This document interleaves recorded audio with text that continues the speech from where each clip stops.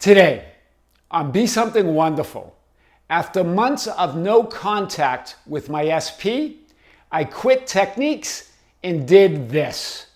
I am your host, Tom Kearin, and this is the Be Something Wonderful studio of higher consciousness, where we help you level up and become the best version of yourself. Creators, welcome back. Very powerful video today. I'm going to talk about someone that sent me an email yesterday. This is a subscriber and now a member of the membership channel, and how she described major movement with her SP, how she manifested this, how she went from I am devastated, in a state of devastation, that she didn't have any contact when he went no contact, to a state of being divine, that I am that. We're going to talk about how she did this.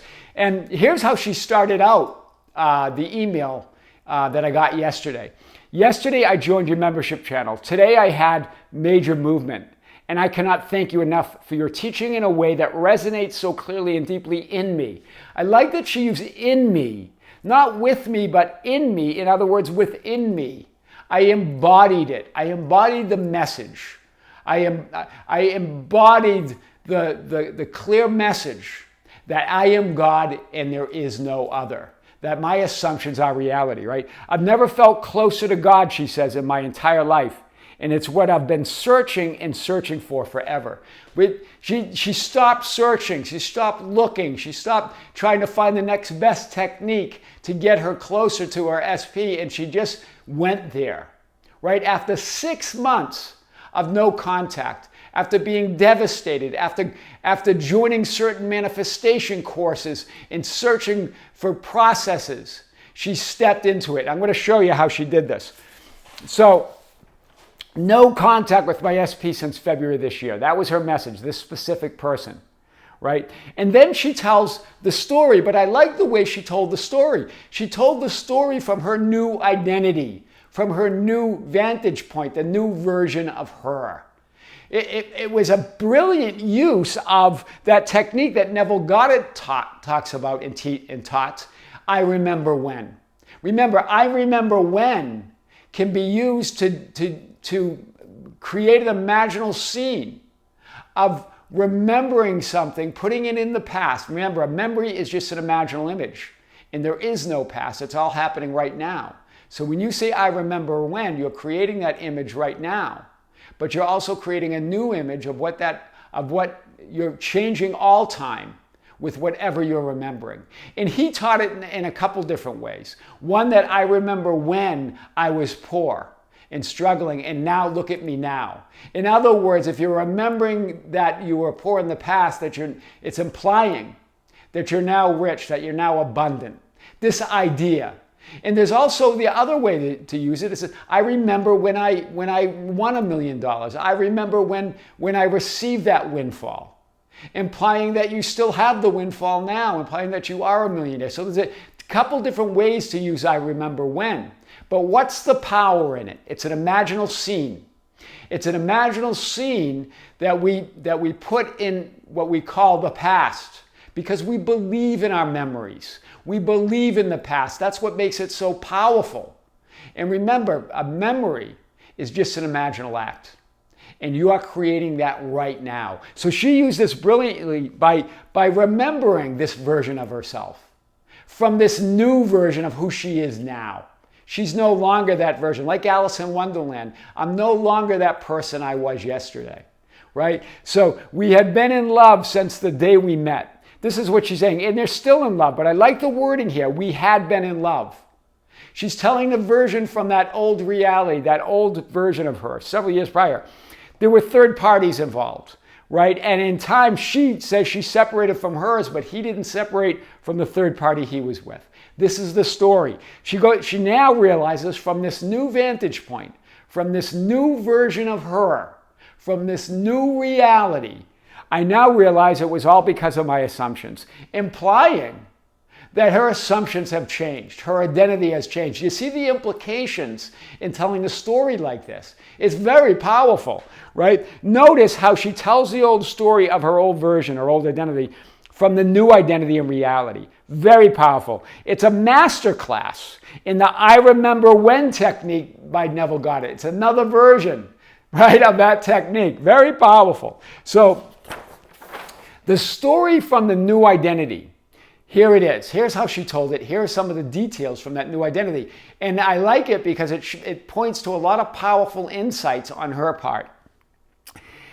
Since no contact, in other words, since we went no contact this past February, she says she experienced a roller coaster of emotions. Hear that. A roller coaster. Where do you experience a roller coaster of emotions? In the messy middle. In the messy middle of unreality. In the messy middle of changing inner conditions, changing thoughts and feelings. Remember, if thoughts and feelings are always changing, and you're feeling a roller coaster of emotions, that must be indicating that that is not reality, because reality, ultimate reality, doesn't change. What changes is not real. What's unchangeable, what's changeless, is the only reality. Your I am is changeless. It's the only reality. That joy, that peace, that love that you are. So I love that she said, I experienced a roller. In other words, she's experienced the unreality of the messy middle. Right? She went through that. She experienced. Remember, what is emotion? It's energy in motion, but there's only one. It's source energy. It's absolute love. So when you're experiencing a roller coaster, you're experiencing something unlike love. You're putting that source energy through a filter and assumption that's unlike love, unlike your true nature or name. And what's your name or nature? I am. So I am is the only name. I am that I am, the name of God, the name, your name, right? Your divine name. At first, she goes, I was devastated. In other words, back then, she had the thought, I am devastated, right? Identifying with that, with those emotions, identifying with that, what she believes, that condition of no contact with her SP. Believing in that, creating it, putting that no contact there in that moment, being devastated. She goes, I was devastated and did nothing. In other words, this is who I am. This is my life. It's no contact. I'm devastated, right? Remember, and so her identity at level 5, we talked about the levels of creation. I created a playlist and I linked it in this video. There's a description. In the description, so you can get to know that those levels of creation, the highest being source or God, and the lowest being action in 3D reality. She experienced the range of it. Level 5 was her identity. That's one of the highest levels. That's where you create your reality. Who do you say I am? That's why Jesus asked his disciples, right? You can either identify above with that I am, take your power from above with source and I am awareness, or below through that roller coaster of thoughts and emotions and assumptions and taking actions. Her identity was someone devastated, someone unloved, someone separated from love, not worthy, not deserving of love. In other words, what was her identity? I am not. Hear it. Very simply, it was the identity as she got caught up in those conditions, both the outer condition of no contact and the inner condition of the messy middle of changing thoughts and feelings. She's saying, I am not. I am not who I would like to be, right? And she believed and assumed this is reality versus simply thoughts and feelings about reality. She identified with it. In other words, level 4, she took those assumptions as real, as her core assumptions of reality. This is who I am. Do you see at level 5, the identity? Level 4, your assumptions about that identity, right? She created that reality. She created that version of herself. Very powerful. So then she says, when I began to search for this is powerful. So many of us, right? And I've talked to so many of you, both through coaching and emails. I began to search for how to fix this. Now we want to fix the metaphysical mess we made within by identifying with I am not, by identifying with those outer conditions of no contact and those changing outer conditions of no contact and changing inner conditions of thoughts and feelings about it, and the roller coaster of feelings and emotions that we felt as we put these assumptions, as we put source energy through these assumptions, right, through these bogus assumptions, through these untruths, right? There's only one truth, I am. Right? And so she tried to fix it, identifying more deeply with I am not, right? The search and battle to feel better, to think better thoughts, to clean up the messy middle, or to clean up the unreality. That's what she went on. She went on that search like we all do, right? Taking action at level 1, the lowest level of creation, right? The lowest level, that's where she was creating from. She was going bottom up, right? From taking action from that identity of I am not. So it's not whether you should take action or not, or whether you should do this or not do this, or say this or not say this with specific persons, at work, relationships, money, whatever it is. It's not about that. It's what identity are you taking that action from? Is it from that I am not identity? Because if it's from that, then everything will lead to I am not. Do you see it? But when you're from that assumption of what you really truly desire, then any action you take becomes enchanted. This is what we've talked about. So she had the identity of I am not to fix the metaphysical mess she made within. And what happens? We make more of a mess with our actions. And the mess gets bigger. And then we don't know what to do, right? Taking action on level 1 to feel better. Level 2, feelings. Level 1 is action in 3D reality. Level 2 is feelings. Feelings and emotions to feel better. Level 2. Remember, we only ever feel what we're thinking, and we only ever take action on base how we're feeling. So your assumptions, your thoughts, your feelings, and then action, right? So taking action to feel better, and you're only ever feeling what you're thinking and believing and assuming, right? And assuming that level, and then you're only ever assuming level 3. Who you identify as, your identity, level 5. So do you hear it? So level 1, taking action to feel better. That's level 2, the feelings and thoughts.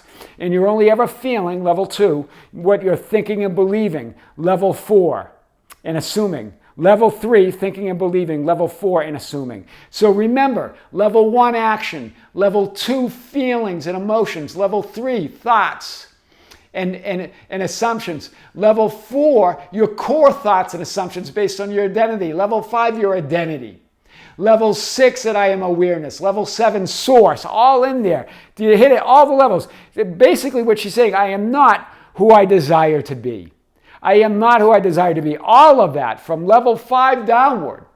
She's going upward from action, trying to get to an identity of I am that I am. I am who I say I am. I am the person that's deserving, that's loved, that's in contact with my SP, that everybody wants to be with me, that I am deserving and loved by right of consciousness, by right of who I am, by right of my birth, right?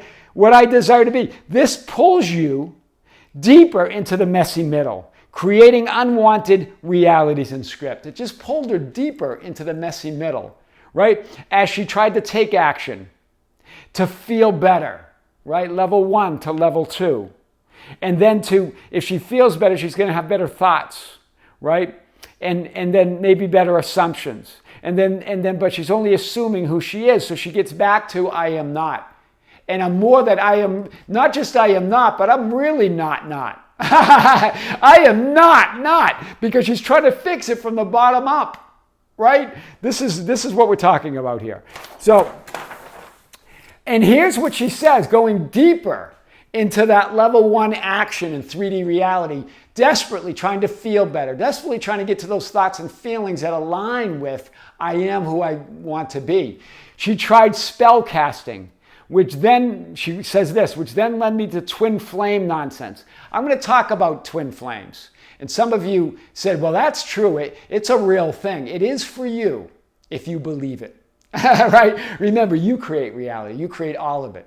So twin flames only believe. We're going to talk about that on our live stream this Sunday on the membership channel. To lead me to the twin flame nonsense, into wanting to give up and move on. So she got to this point where she tried spell casting, looked at twin flames, looked at all this hocus pocus, wanting to give up and then move on. But remember, how can you give up? You can't give up on I am. You are I am. You exist and will always exist. So what happens? You take your identity, your I am not, your awareness of being that you're not that person you want to be with you, no matter where you go.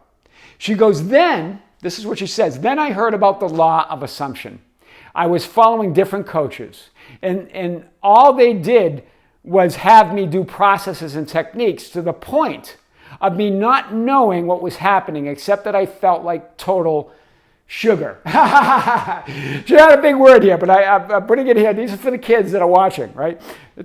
So she didn't feel good, right? And she knew the law of assumption, there's power there. She got it that you create your own reality, but she was led down the road of trying to do processes and techniques and feeling worse, going bottom up still, trying to make something happening, right? She was focused on doing bottom up, even as it was all about the law of assumption. So there's nothing wrong, of course, what the coaches were talking about. They're right. Processes and techniques are powerful.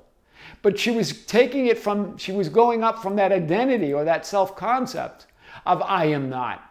That's why it felt exhausting. That's why it felt like crap. It didn't feel good. As a last-ditch effort, in other words, I'm non-fulfillment, right? As a last-ditch effort to move from this I am not, to move from this non-fulfillment that she's feeling. Remember, we've always talked about there's no path to fulfillment from non-fulfillment. There's no path to I am from I am not. I am not doesn't exist. Non-fulfillment doesn't exist. So there's no path to fulfillment. There's no path. You're already in it. Can't get there. You can't get there from there, as Abraham Hicks says. I am not does not exist. Non-existence doesn't exist. Non-fulfillment is not a reality. You can't get to ultimate reality from non-reality, right? So as a last-ditch effort, this is what she says. I joined Manifestation University, right? She calls it MU. For a bunch of money, right? Again, this is what we all want to desperately fix this. We'll talk to tarot readers and psychics in manifestation universities and try to fix this feeling, this identity with I am not, right? All in a last-ditch effort to feel better, to be fulfilled, to experience her already innate God-given well-being. All in a last-ditch effort to experience what she already is, fulfilled, innate God-giving well-being. She is divine. Fulfillment and well-being, remember, is a prerequisite in beginning and end. It's not the goal. It's the beginning, it's the middle, and it's the end. It's your state of being that you start from. It's not a goal to be achieved and learned in a university, right? It's already yours. She says this, not I was a nightmare, but that's an interesting way of looking at it. It was a nightmare, right? She was in the waking dream, the nightmare of the waking dream. I felt worse and worse until one day I sat and prayed for help. What is she saying here? Powerful words here. In other words, she said she surrendered. She gave upwards to her higher being, to her higher self, to the I am within, right? Praying and praying. But if she was really just surrendering to her wish fulfilled, surrendering to her I am, surrendering and giving upwards to that higher power within her, to the God, the one and only God, her higher self, right? Within the next hour, I found your channel. She found the channel. I love this. So let's talk about this. She said she dropped out of manifestation school, right, MU, and spent the last few weeks listening to lots of your videos. This is her words. I stopped all processes and techniques altogether. I'm now living in my new I am. So but what did she really do? Yes, what she did is had the realization that I am the process and I am the technique. So she stopped doing what she thought were outward techniques to try to make something happen within. And instead embodied the techniques, embodied the imagining, embodied the assumptions, embodied the law of assumption within her. That's what she did, because you are the one and only process and technique. So the message, again, is never not do processes and techniques.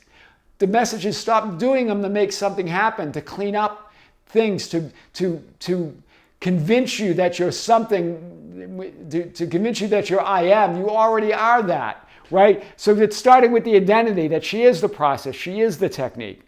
The unseen started becoming seen. After 6 months of no contact, nothing seen, in her running around, trying to feel better, joining all these things, doing all these things, she stopped. And be still and know I am God. That's what she did. That was her technique. She went within and felt that stillness. Right? Be still and know I am God. That's what she did. This past Sunday, she said, I saw my SP drive past while I was at the gas station. Hasn't seen him, no contact, not in sight for over 6 months. And she says, I live in a heavy populated city where it's very unlikely to run into anyone that you know at a gas station. And then later she saw his truck that day. Later that day, twice, after 6 months of nothing, crickets, right, as she chased all these other things. Had seen him. And while on the and also while out, she saw a sign. Now I'm not talking about a metaphysical sign, but that's what it could be translated into.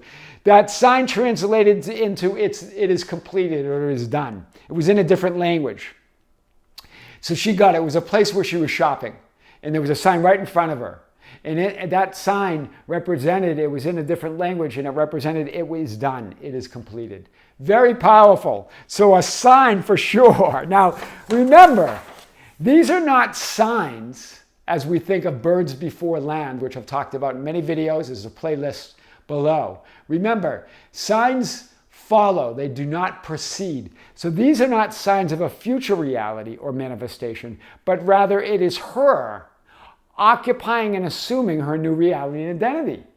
Do you see it? That's why. The outer manifestations or a new reality is what she's experiencing, right? She's already that identity. That's that unseen becoming seen. She's in that new identity. It's not about a sign that her manifestation's coming.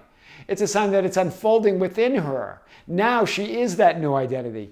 So every day, the only thing I do is go within and get closer and closer to I am and walk in gratitude.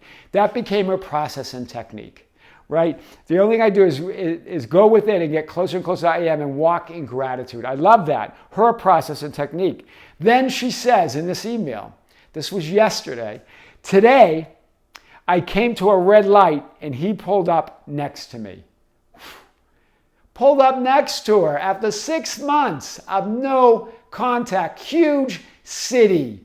Unlikely, right? They talked. Then they even pulled over, right? The windows went down. Lot of excitement between them. Then they pulled over and talked some more. Both beaming with love. Him declaring that she's the only one for him, right? The idea of the third party, whether he's with her or not, did not come up.